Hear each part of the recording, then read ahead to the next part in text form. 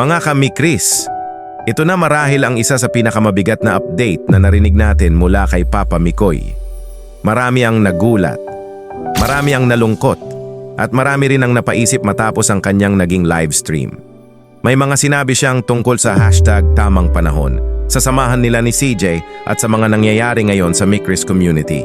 Ano nga ba talaga ang ibig niyang sabihin? Samahan ninyo ako hanggang dulo dahil pag-uusapan natin ito ng maayos, kalmado at bilang isang reaction lamang. Bago tayo dumiretso sa ating main topic, isang napakalaking shoutout muna sa ating ama at founder ng Team Kalingap, Kuya Val Santos Matubang, at syempre sa ating napakapogi, Kuya Rab. Maraming salamat sa walang sawang pagtulong sa ating mga kababayan, maraming pamilya ang nabigyan ng pag-asa, maraming kabataan ang natulungan, at marami ring buhay ang tunay na nabago. God bless po lagi sa Team Kalingap. Pero bago natin pag-usapan ang mga sinabi ni Papa Mikoy, balikan muna natin ang isang isyong kumalat nitong mga nakaraang araw. May kumalat na video kung saan sinasabi ng ilan na magkahawak daw ng kamay sina Papa Mikoy at kay Angel Marian. Pero ayon mismo kay Papa Mikoy sa kanyang live stream, hindi raw iyon ang totoong nangyari. Ipinaliwanag niya na noong birthday ni Baby Jax, naka-Joker costume, di ba po siya, at may dala siyang toy gun. Hiniram lamang daw iyon ni Marian at pagkatapos ay ibinalik sa kanya. Kaya nang makita niya ang kumakalat na issue, napatawa na lang siya dahil wala naman daw siyang matandaan na nangyari gaya ng ipinapalabas ng iba. Pati kay Marian, ginagawa ng issue. Naku, natawa lang po ako sa gumawa ng issue sa amin ni Marian. Akala ko may pagkakaalam ko, may isa pang anggulo ng shot na yun na kasi hindi ko matandaan Hindi ko matandaan ang pangyayari yun kasi wala akong maalalang nagdikit ang kamay namin. Not unless, di ba may baril-barilan ako nun?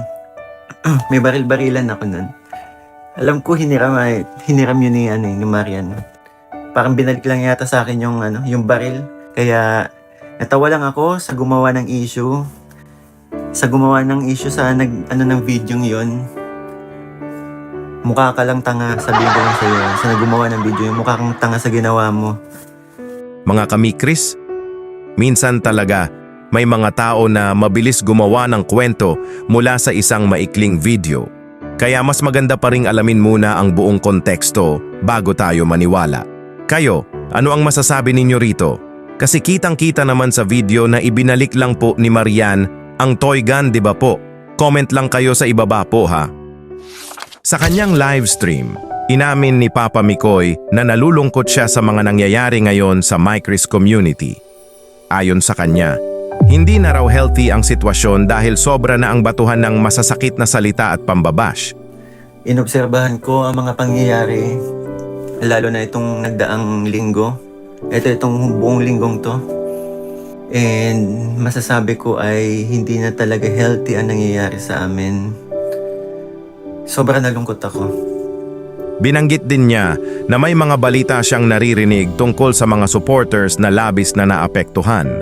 Sinabi rin niyang umaasa siyang hindi totoo ang ilan sa mga kumakalat na balita dahil magiging napakasakit iyon para sa kanila ni CJ kung sakali. Ang dami kong nabalitaan na may hospital, sana balita lang talaga at hindi totoo. Sobrang sakit para sa amin noon kung may isang pumanaw dahil sa amin.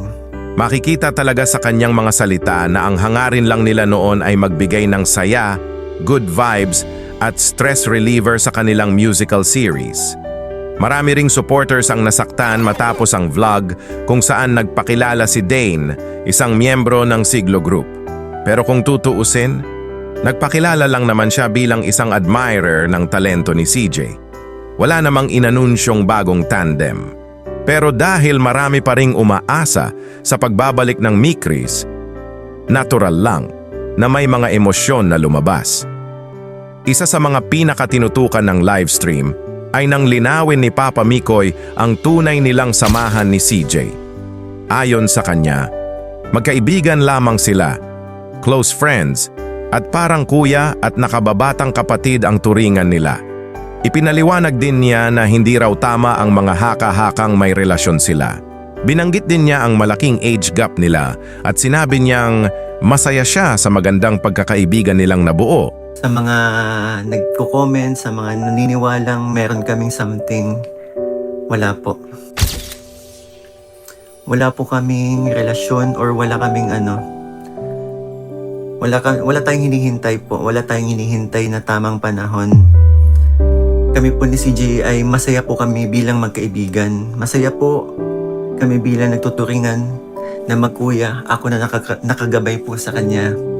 At isipin nyo na lang din po mga kalingap, mga migris, isipin nyo na lang din. Kung kami may relasyon ni CJ po, ano na lang ang mangyayari? Hindi pwede po. Hindi pwede. Sa layo po ng age namin. Hindi nyo po ba...